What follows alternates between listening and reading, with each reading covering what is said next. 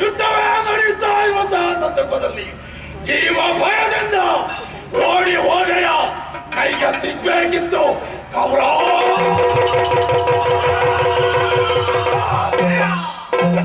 ಯಾರು ಮಂಡಿ ಮೇಲೆ ಬಿದ್ದರೆ ಅಲ್ಲಿಗೆ ಯಾರು ಏನಾಯ್ತು?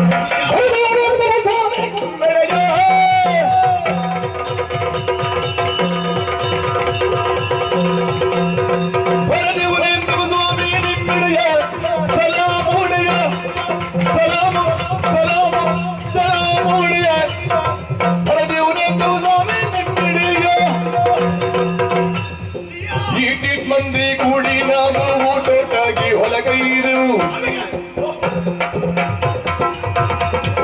ನೀಟಿ ಮಂದಿ ಕೂಡಿ ನಾವು ಊಟೋಟಾಗಿ ಹೊಲಗೈದೆವು. ಊಟ ಹಾಕಿ ಊಟ ಹಾಕಿ ಊಟ ಹಾಕಿ ಊಟ ಹಾಕಿ ಬರಬೇಕಿದೆವು ಬರಬೇಕಿದೆವು ಬರಬೇಕಿದೆವು.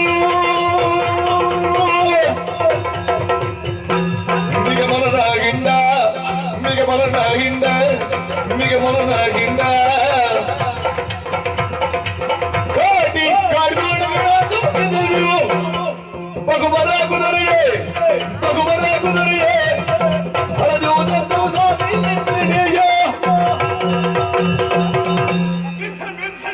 ಯಾರು? ನಾನು ನಿಮ್ಮ ಅನುಯಾಯಿ. ನನ್ನ ಅನುಯಾಯಿ? ಅನುಯಾಯಿ ನೀವಾಗ ಸಹ ಹೇಳಿದ್ದೀರಿ ಬೇವಣ್ಣನ ಶಿವ ಎನ್ನುವ ಹಾಗೆ. ಹೌದು, ಬೇಹಿನಾಚಾರ. ಹೌದು. ಹೀಗೆ ಹೋದ್ರೆ ಆಗ್ಲಿಕ್ಕೆಲ್ಲ ಎನ್ನುವಂತಹ ಕಾರಣದಿಂದಾಗಿ ವೇಷವನ್ನು ಮರೆಸಿಕೊಂಡು ಹೋದವನು ದೇಶವನ್ನು ಬದಲಾವಣೆ ಮಾಡಿ. ಯಾಕಂದ್ರೆ ನಮ್ಮ ಕೈಗೆ ಗೊತ್ತಾಗಬಾರ್ದಲ್ಲ. ಹೌದು. ಹಾಗಾಗಿ ಯಾವ ವೇಷ ಆದೀತು ಎನ್ನುವ ಹಾಗೆ ಯೋಚಿಸುವಾಗ ಈ ಬೇಟೆಗಾರನ ವೇಷ ಯಾರಿಗೂ ಕೂಡ ಪಕ್ಕನೆ ನಮ್ಮ ಪರಿಚಯಿಸುವುದಕ್ಕಿಲ್ಲ. ಹಾಗಾಗಿ ವೇಷವನ್ನ ಹಾಕಿದ್ರೆ ಆಯ್ತಾ, ಅದಕ್ಕೆ ತಕ್ಕದಾದಂತಹ ಭಾಷೆಯನ್ನು ಕೂಡ ಕಲಿತುಕೊಂಡವರಿದ್ದೇವೆ. ಭಾಷೆ ಬದಲಾವಣೆ ಮಾಡಿ. ಭಾಷೆ ಬದಲಾವಣೆ ಮಾಡಿದ್ದೇವೆ. ಹೇಗೆ? ಆಮೇಲೆ ಭಾಷೆಯನ್ನು ಮಾತ್ರ ಕಲಿತ್ರೆ ನಮ್ಮ ವ್ಯವಹಾರದ ಮೇಲೆ ಅನುಮಾನ ಬರ್ತದೆ. ಹೌದು. ಹಾಗಾಗಿ ಏನು ಮಾಡಿ ನಾವು ಬೇಟೆಯನ್ನಾಡುವುದಕ್ಕೆ ಹೋದೆವು. ಎಲ್ಲರೂ ಬೇಕಾದಂತಹ ಆಯುಧಗಳನ್ನು ಹಿಡಿದುಕೊಂಡು ಬಲೆಗಳನ್ನೆಲ್ಲ ಹಿಡಿದುಕೊಂಡು ಬೇಟೆಗೆ ಹೋದೆವು. ಪರಿಣಾಮ ಊಟವನ್ನು ಹಾಕಿದೆವು. ಊಟವನ್ನು ಮಿಗಗಳನ್ನು ಹಿಡಿದೆವು. ಮೊಲಗಳು, ಜಿಂಕೆಗಳು, ಹಂದಿಗಳು ಮಾಂಸವನ್ನೆಲ್ಲವೂ ತಿಂದೆವು. ಸಂತೋಷ. ಖಾಲಿ ಬೇಟೆ ಮಾತಾಡಿದ್ದ. ಇಲ್ಲ, ನಿಮಗೂ ಕೂಡ ತಂದಿದ್ದೇವೆ. ನೆನಪುಟ್ಟಲ್ವಾ ಹೇಳಿದ್ದು? ನಿಮಗೆ ಬೇಕಾದಂತಹ ಬೇಟೆಯನ್ನು ಕೂಡ ಅರಸಿಕೊಂಡು ಹಾಗೆ ಹೇಳು. ಅಷ್ಟೊತ್ತಾಗುವಾಗ ಬೇಟೆಯಾಗಿ ನಮಗೆ ಸ್ವಲ್ಪ ಆಯಾಸ ಆಗುವುದಕ್ಕೆ ಆಯಾಸ. ಹೌದೌದು. ಏನು ಮಾಡಿ? ಮಧ್ಯಾಹ್ನದ ಹೊತ್ತು ಹೋದದಲ್ವೇ ಇದು ಬಾಯಾರಿಕೆ ಆಯಿತು. ಬಾಯಾರಿಕೆ ಆಯಿತು. ಇನ್ನು ಬಾಯಾರಿಕೆ ಆಗುವ ಕಾಲ ನೀರು ಬೇಡವೆ? ಬಿಸಿಲೇರಿ ಬಿಸಿಲು ಯಾರು ಉಂಟು? ಬಿಸಿಲೇರಿ ಬರುವಾಗ ನೀರು ಎಲ್ಲಿಂಟು ಅಂತ ನಾವು ಅರಸುವುದಕ್ಕೆ ಬೇಕಾಗಿ ಮರವನ್ನು ಹತ್ತಿದ್ದೇವೆ. ಯಾಕೆ ಮರ? ಕಾರಣ ಉಂಟು, ತಲೆ ಉಂಟು. ಮರದ ಮೇಲೆ ಹೋಗಿ ಎಲ್ಲಿ ಬೆಳ್ಳಕ್ಕಿಗಳು ಹಾರ್ತದು ಆ ಕಡೆ ಅಲ್ಲಿ ಹಾರುವಂತ ಕೆಳಗಡೆ ನೀರುಂಟು ಅಂತ ಅರ್ಥ. ಬಹಳ ನಿಪುಣ. ಮತ್ತೆ ನಿಮ್ಮ ಅನುಯಾಯಿ ಅಲ್ವೇ? ಅನುಯಾಯಿ ಅಲ್ವೇ? ಹಾಗಾಗಿ ಮೇಲೆ ಹೋದಾಗ ಬೆಳ್ಳಕ್ಕಿಗಳು ಹಾರುವಂತ ಇರವು ಗೊತ್ತಾಯ್ತು. ಹೋಗಿ ನೋಡುವಾಗ ಒಂದು ಸರೋವರ. ದೇಪಣ್ಣನ ಸರೋವರ. ಯಾರದ್ದು? ದೇಪಣ್ಣನ ದ್ವೈಪಾಯನ ಸರೋವರ. ವೈಶಂಪಾಯನ ಸರೋವರ. ದೇವರೇ, ಹೋಗಿ ಕೈಕಾಲು ಮುಖಗಳನ್ನೆಲ್ಲ ತೊಳೆದು ಬೇಕಾದಷ್ಟು ನೀರುಗಳನ್ನೆಲ್ಲ ಕುಡಿದು ಅಲ್ಲಿಂದ ಮೇಲೆ ಬರುವಾಗ ಕಣ್ಣಿಗೆ ಸ್ವಲ್ಪ ಅಹಂಕಾರ ಬರುವುದಕ್ಕೆ ಪ್ರಾರಂಭಿಸಿ. ಅಲ್ಲ, ನಿದ್ದೆ ಹೋಗಿತ್ತು. ಹೌದು. ಕಣ್ಣು ಮುಚ್ಚಿದ್ರು ಕೂಡ ಇವುಗಳು ಎಚ್ಚರದಲ್ಲಿ ಉಂಟು. ಅದೇ ಒಂದು ವಿಶೇಷ.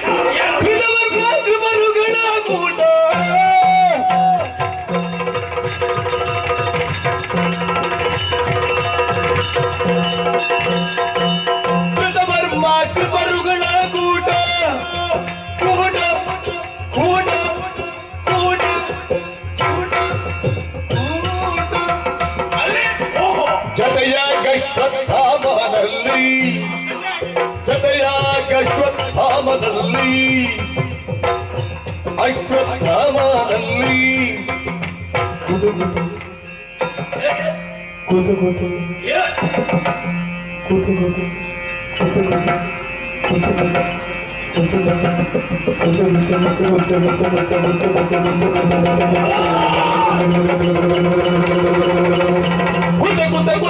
ಮಾತಾಡ್ತವ್ರೆ ನೀರಾಗೆ ಮುಳುಗಿ ನೀರಾಗೆ ಮುಳುಗಿ ನೀರಾಗೆ ಮುಳುಗಿ ಕೃತಗಾದಿ ಗುರುರಾಜ ಇರುತ್ತವ್ರೆ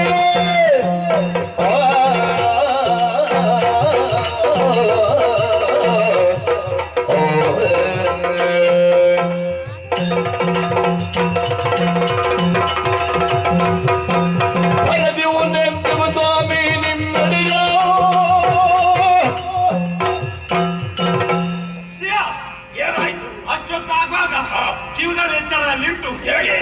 ಅಲ್ಲ, ಕಣ್ಣು ನಿದ್ದೆ ಮಾಡುತ್ತಿದ್ರು ಕೂಡ ಎಚ್ಚರದಲ್ಲಿದ್ದೀನಿ. ಹೌದು. ಆಗಲಿ.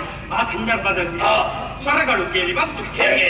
ಏನಪ್ಪ ಸ್ವರ ಅಂತ ನೋಡುವಾಗ ಒಬ್ಬರಲ್ಲ ಇಬ್ಬರಲ್ಲ ತುಂಬಾ ಬಂದಿದ್ದಾರೆ.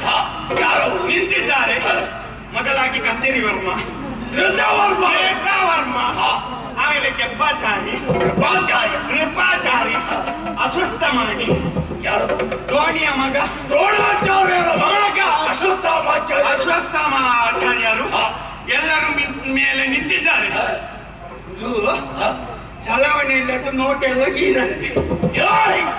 ಅವರ ನೋಟ ಚಲಾವಣೆ ಇಲ್ಲ, ಅಲ್ಲಿಗೆ ನೀರಲ್ಲಿ ಹೀಗೆ ಬದಲಾವಣೆ ದಿಟ್ಟಿಸಿ ನೋಡ್ತಾ ಇದ್ದಾರೆ. ನೋಟ ಮಾತ್ರ ಅಲ್ಲ, ಮಾತಾಡುವುದಕ್ಕೆ ಪ್ರಾರಂಭಿಸಿದ್ರು. ಹೇಗೆ? ನೀನು ಒಂದು ಯೋಗ್ಯತೆ ಉಳ್ಳವ, ಹೋಗಿ ಹೋಗಿ ಅಲ್ಲಿ ಕುಳಿತುಕೊಳ್ಳುವುದ. ಹಾಗಾಗಿ ನೀನು ಕುಳಿತುಕೊಳ್ಳುವಂತಹ ಸ್ಥಳ ಅದಲ್ಲ. ನಾವಿದ್ದೇವೆ, ಮೇಲೆ ಬಾ ಮೇಲೆ ಬಾ ಮೇಲೆ ಬಾ ಎನ್ನುವ ಓಹೋ ಜೀಯ. ಅಷ್ಟೊತ್ತಾಗುವಾಗ ನೀರಿನಿಂದ ಸ್ವರ ಬರುವುದಕ್ಕೆ ಪ್ರಾರಂಭಿಸಿತು. ಹೇಗೆ? ಮೊದಲಿಗೆ ಗುಳ್ಳೆ, ಯಾವುದೋ ಒಂದು ಪ್ರಾಣಿಯಾಗಿರಬಹುದು, ಪ್ರಾಯಶಃ ಇರಬಹುದು ಅಂತ ನಾವು ಕೂಡ ತರ್ಕಿಸಿಕೊಂಡದ್ದು. ಅಲ್ಲ, ಗುಳ್ಳೆಯೊಂದಿಗೆ ಸ್ವರ.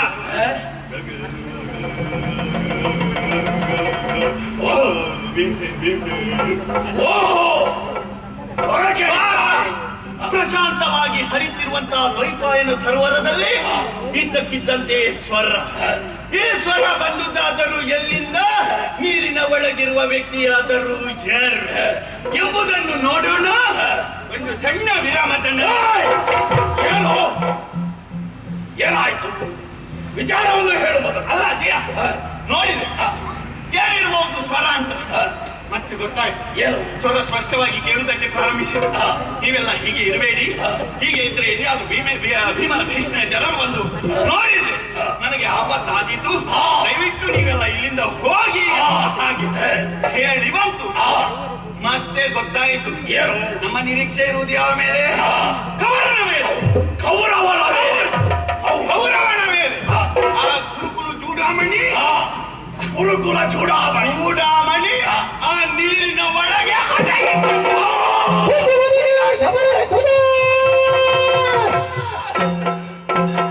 ಅತ್ಯಧಿಕ ಹರುಷದ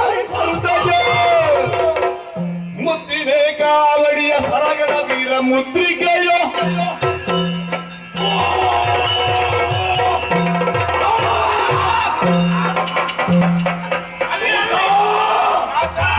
ಬಹಳಷ್ಟು ಸಂತೋಷವಾಯಿತು.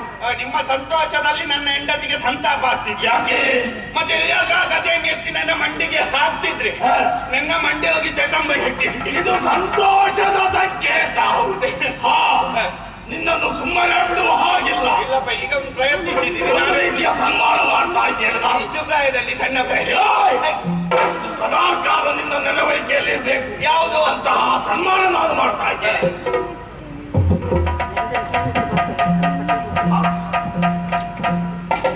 ಮುತ್ತಿನ ಏಕಾವಳಿ ಹಾರ. ಇದು ಏಕೆ ಹಾವಳಿ ಹಾರ? ನಿನಗೆ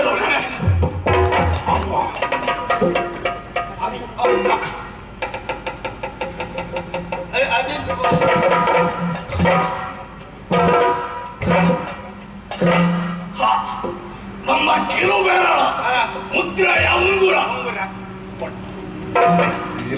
ಇದು ಇವರ ಕಿರುಬೇಳವರು ನನ್ನ ಎಡಕೈಯದ್ದು ಕೂಡ ಹೇಗುಂಟು? ಇದು ನನ್ನ ಸ್ವಂತ ಕಾದಿದ್ದು. ಹೌದಾ? ನಿನ್ನ ಜೀವನ ಪೂರ್ತಿಗಾಗಿ ಹೋಗು. ಸಂತೋಷದ ವಿಚಾರ ಅಣ್ಣನಿಗೆ ತಿಳಿಸಬೇಕು. ನಡೀತೇನೆ.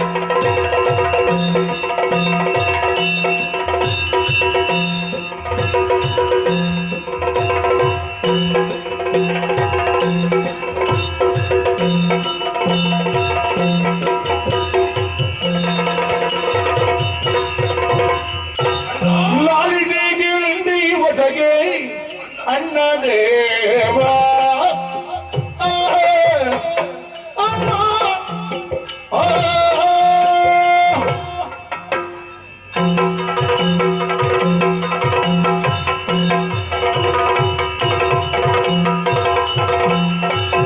ಲಾಲಿ ಕೇಳುಡಿ ಒದಗೆ ಅಣ್ಣ ದೇವ ಮನದುಳ್ ಆಲೋಚನೆ ಮಾಡಬೇಡ ಅಣ್ಣದೇವ ಊಳ ದೂರವೇದ ನಿರವ ಅಣ್ಣದೇವ ಊಳ ಗೌರವೇದ ನಿರವ ಅಣ್ಣದೇವ ಈಗ ಕೇಳಿದೆ ನಾನೆಲ್ಲ ಪರಿಯ ಅಣ್ಣದೇವ ಕೇಳುವಿ ಒದಗೆ ಅಣ್ಣದೇವ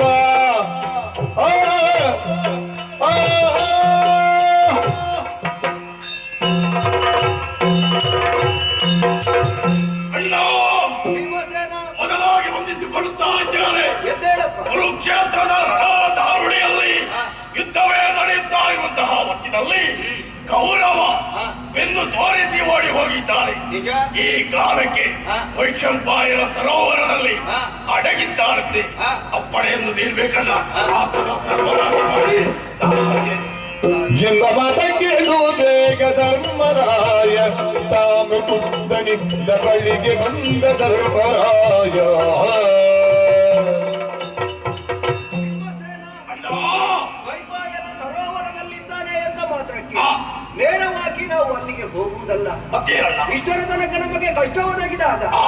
ಕಾಣದ ಕೈಯಾಗಿ ನಮ್ಮನ್ನು ರಕ್ಷಣೆ ಮಾಡಿದವ ಭಗವಂತನಾದಂತಹ ಕೃಷ್ಣನಲ್ವಿ. ಆ ದೇವರು ಹಾಗಾಗಿ ನಾವೆಲ್ಲರೂ ಸೇರಿ ಆ. ಭಕ್ತಿಯಿಂದ ಆ ಪರಮಾತ್ಮನನ್ನೇ ಧ್ಯಾನಿಸೋಣ. ಹಾಗೆ.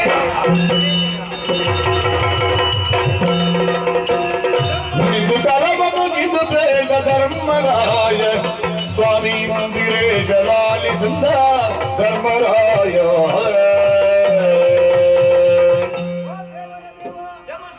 ಪಾದದ್ವಯಗಳಿಗೆ ವಂದಿಸಿಕೊಳ್ಳುತ್ತಾರೆ. ಶೀಘ್ರಾತಿ ಶೀಘ್ರವಾಗಿ ನಮ್ಮನ್ನು ಸ್ಮರಿಸುವುದಕ್ಕೆ ಕಾರಣ ಸ್ವಾಮಿ ಲಲಿಪುದು ಮಾತ ಲೋಕ ವಿಖ್ಯಾತ ಸ್ವಾಮಿ ಲಲಿಪುದು ಮಾತ ದೇವ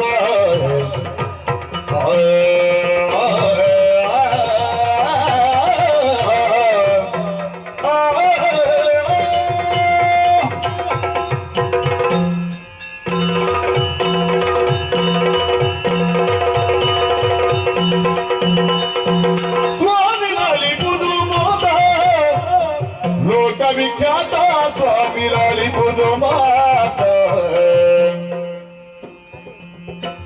ಗುರುಳ ಗೌರವನೋರಂತೆ ದ್ವೈಪಾಯನ ಕೆರೆಯುಳ್ ಮುಳುಗಿರುವಂತೆ ತೆರನಾವುದಿನ್ನು ನಮಗೆ ಸರತಿಯೂಳು ಅಡಗಿದವರ ಇರಿದು ಕೊಲ್ಲುವುದೋವ ಪರಿಣಿತಿ ಇದು ಭಾವ ಭಾವ ಸ್ವಾಮಿ ಲಲಿಪುದು ಮಾತ ಲೋಕ ವಿಖ್ಯಾತ ಸ್ವಾಮಿ ಲಲಿಪುದು ಮಾತ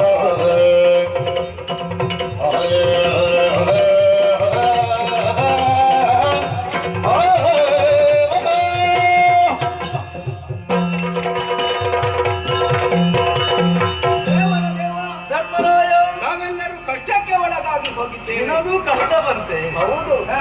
ಕಾರಣ ಭೀಮಸೇನನ ಗದಾಘಾತಕ್ಕೆ ಹೆದರಿದಂತಹ ಕೌರವೇಶ್ವರ ದ್ವೈಪಾಯನ ಸರೋವರದಲ್ಲಿ ಅಡಗಿ ಕುಳಿತಿದ್ದಾನೆ ಎನ್ನುವಂತಹ ವಿಷಯ ಹಾ, ಹಾ. ಬೇಗಿನ ಜನರಿಂದ ಭೀಮಸೇನ ತಿಳಿದುಕೊಂಡಿದ್ದಾನೆ. ಒಳ್ಳೆಯದಾಯ್ತು, ಹೋಗು ಕೊಲ್ಲು.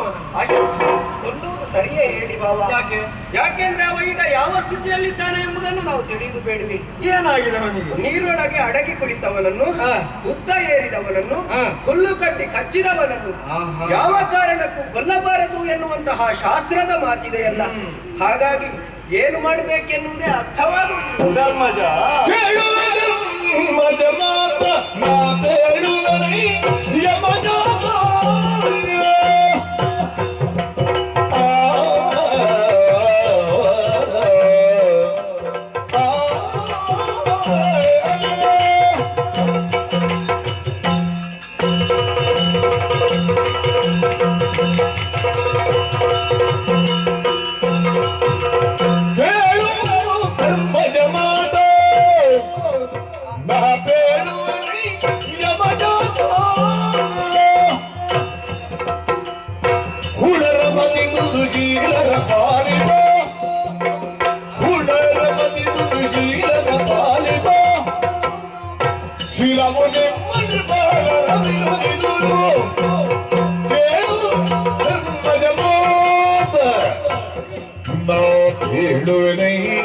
ಯಮಜಾತ ಯಮಜಾತ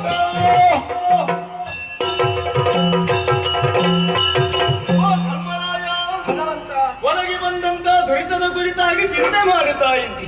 ಇದು ಚಿಂತೆ ಮಾಡುವ ವೇಳೆಯಲ್ಲ, ಯಾಕೆ? ಅವನನ್ನು ಕೊಂದು ಕಳೆಯುವ ವೇಳೆ.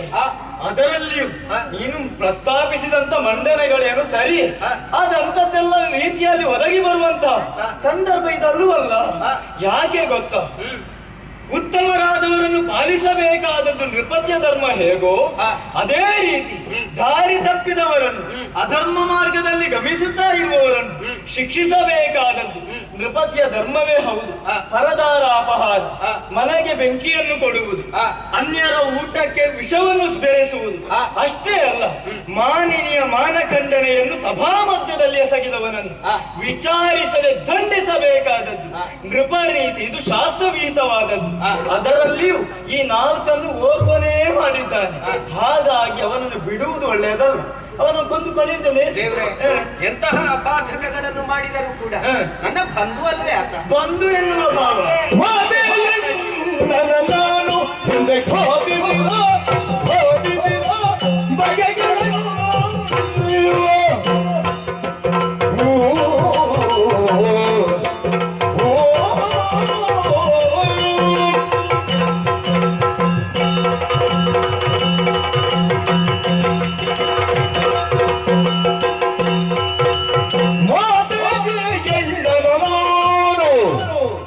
ಹಿಂದೆ ಘಾತಿಸಿದ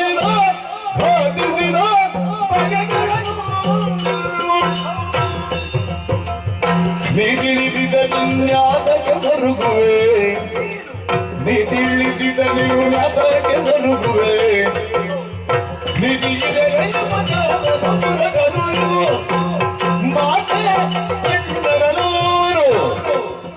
ಹಿಂದೆ ಘಾತಿಸಿದ ಬಗೆಗಳನ್ನು ಧರ್ಮದ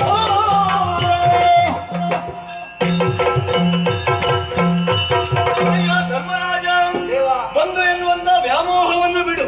ಹಿಂದಕ್ಕಾದ್ರೂ ನನ್ನ ಮಾವನೆನಿಸಿಕೊಂಡಂತ ಕಂಸನನ್ನು ನನ್ನ ಬಂಧು ಎನ್ನುವಂತ ಭಾವವನ್ನು ತೊರೆದಾದ್ರೂ ಅವನನ್ನು ಕೊಂದು ಕೆಳದವನು ನಾನಾಗಿದ್ದೇನೆ.